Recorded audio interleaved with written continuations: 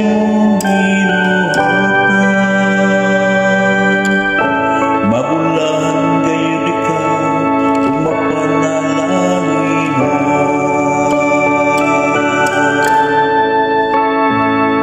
Tindawag iyon sa pagpanalangin sa Ginoo, sila na maghugong kaniya.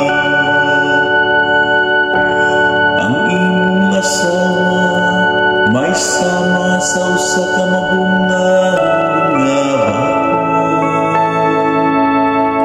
nga anaa sa pukaran sa imong balay. Ang imong mga anak sama sa mga tanong nga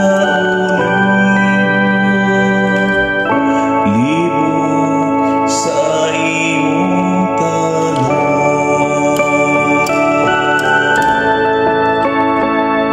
Tandawag iyon sa pagpanalangin sa